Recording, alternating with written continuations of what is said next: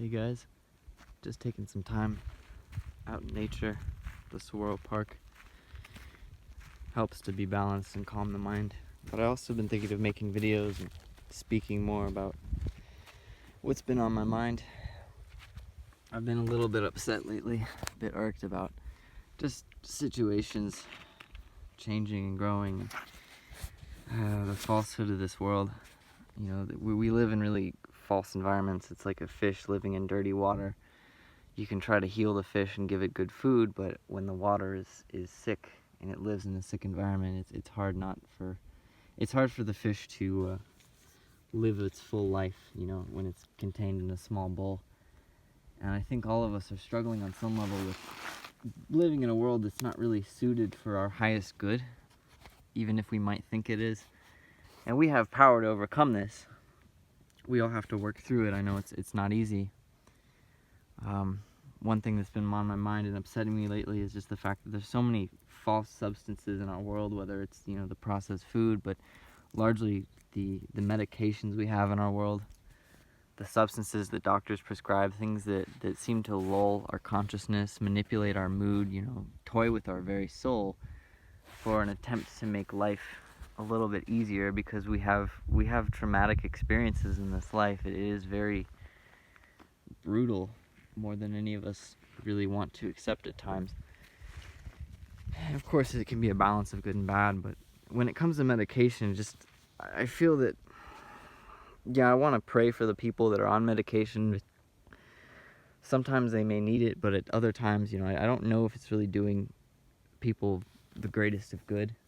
I think these substances can lull the emotions or take away symptoms that we don't want to deal with, but they don't alleviate the true issue.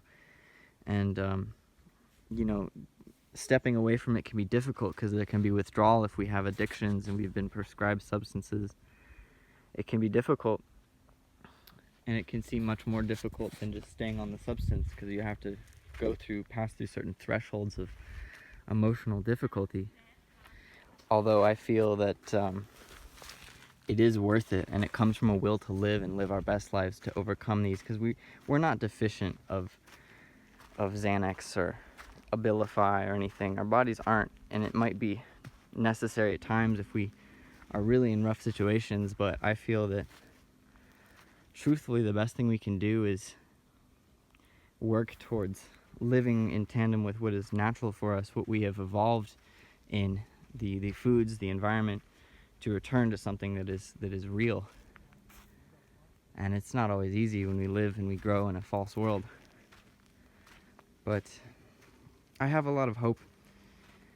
It just can be irritating at times to contemplate on that and be someone who also has suffered with a lot of the falsehood of this environment. I wasn't one to really be on much medication. But I have been vaccinated, and I deal with, you know, the false foods and all these things that can be so addictive and destructive and just tear down our highest good.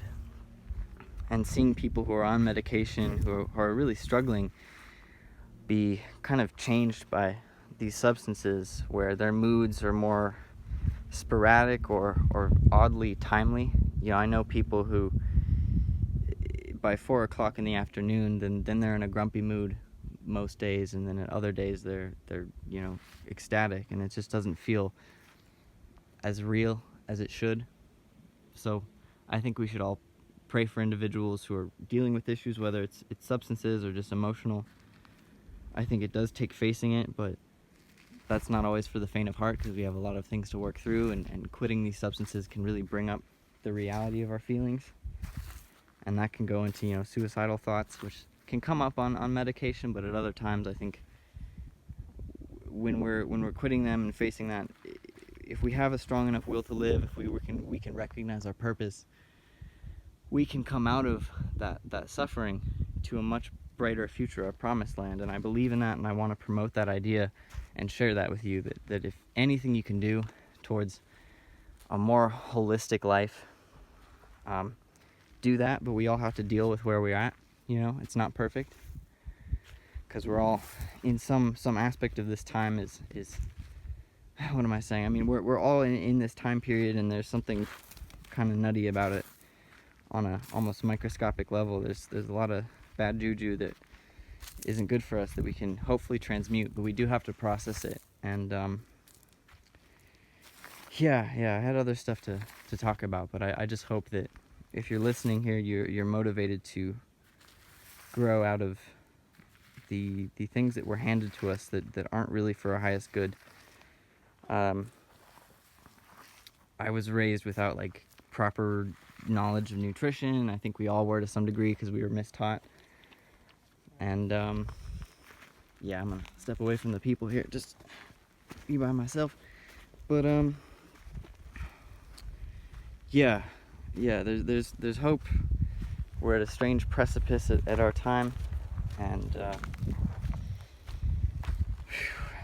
gosh, there's so much to explore when it comes to healing, when it comes to, understanding the ways we can clear our body without it being arduous or difficult. But it's an amazing thing to open up to awaken to. I'm curious about exploring, what is it, hydrotherapy, cleansing the digestive system, remineralizing, giving it the flora, just aligning the body better, things we can change about ourselves, because I think that's so important, and not be totally spun about the craziness of this world. And what I mean by that is not to be so concerned about the things that are happening outside of us to a point at which it does us no good and it stops us from doing good in the world. I believe that, well, I've been questioning how important is it that we pay attention to the craziness of this world. Unless we can fix it, maybe it's relevant, but at times when we really step away, go to places like these that are serene and quiet, and take time to explore within and grow internally, I think that's what helps to shape our highest good and bring us into our purpose. And yeah, I think it helps to at times take a less trodden path, and a lot of the times people can make you feel wrong for it. That's what's been really making me upset is I'm a very unique individual. I sometimes feel like I can be one of the most metaphysical and pseudo people I know, and I can feel weird about it because people can make me feel weird about it, and I want to keep things scientific and practical, but I always like to explore the more spiritual, the subjective nature of things that we experience, and a lot of it is more real to me than what we perceive as real. I don't want to get into that too much, but I've just known people that, we all live in falsehood, but indulge into stuff that doesn't seem fruitful for their highest good. I can't judge them because I share in that, but being mistreated, I think when we take a more fringe, less trodden path, people are gonna, look at us and not really fully understand, and sometimes be rude about it. And that's very common though. I've had someone I worked with who just didn't really understand the things I was about. And anytime I mentioned, what I was up to, making Shazandra tea or cleansing rituals, or I don't have any good examples, but it was almost every day there'd be the sense of like, what, bro, you're doing that? That's so, wow, I can't even process that. And it was like having to explain to him my passions and my perspective on life, and getting tired of doing that because there wasn't really a genuine interest. He was just weirded out. And I've dealt with that from many people that often just are doing matrixy things, or playing video games, or eating, the system's food. And they're complacent. They can be happy in doing that, and I don't judge them, because I think there can be fun in that, and we all need to, let loose. Because I can't push this on anyone. I don't want to be manic or crazy about how we change and grow. We all have to live our lives and stay in our lane. But it just frustrates me. It really gets me upset when people live this sort of false life that's been normalized, and they think you're weird when you try to explore a more ancient connection to nature, to what is real, to truth. And people kind of just constantly question, and it's hard, the goal is to be kind and to just show them And sometimes I get upset when people are constantly questioning and not understanding and interfering when I'm just trying to do my thing. And I'm just venting here. I'm just letting loose because I'm just irritated. But beautiful out here. It's really nice out. It's been quiet. I'm just talking because I needed some time to vent, get this out. But what's really weird is the things that have been normalized, the fake food, the things that waste our time, and our time is our life. So the ways that we can get pulled into wasting our life, and I struggle with that too. I think one of the biggest struggles we all have is our own personal nature. But I implore you to explore that there's a battle in this world between light and dark, good and evil. It's kind of everywhere, and I think it's most important we recognize how it goes on within us, because we're all flawed. And I think the truth of making the world a better place is what we can do personally from within. When we try too hard in the external world and we don't work on ourselves, it can be very problematic. And I admit making a video and talking your ear off isn't always the best thing I could be doing, so I need to balance that out. But it also feels good to just kind of talk about it and vent, because I think we are waking up, but hopefully we can live in an environment where there's less of just the distractions and things that don't bring us happiness. They bring us immediate dopamine, but then long term we end up more depressed, and we might turn towards doctors and medication and bring our lives down because we want to make things easier for ourselves, when really what we need to be doing is giving ourselves tough love, because tough love is some of the truest love, and really question what we're doing. Me walking around barefoot here is weird to people.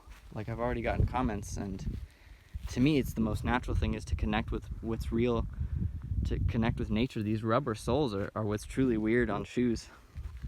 Sure, they're practical for manufacturing and using when we need to walk a lot outside, but we need to recognize that it is cutting us from our grounding to the earth, which is a very real and important thing for us to release our pent-up charge. We do get static electricity in our body that can be released and grounded. That's why we have grounding cables and circuits, because we are electrical beings. We have electrical circuits. That's how we move our muscles, and how our brain works is electrical impulses. And I believe that when we're truly healthy, our cells can become so activated. It can become so healthy that it can work in a way that doesn't usually work, where the telomeres become activated, and not just the cells won't just respond to electrical impulses, they can respond to light, which is far more immediate than electrical circuits. And we can begin to experience and be consciously aware of things that we previously weren't aware of. And I believe that this whole idea that there's this grand awakening going on, I believe that we are having a collective personal awakening to the more subtle aspects of life and becoming more aware of the subtle energies. And again, that might sound kooky and weird, but to me it's fundamental.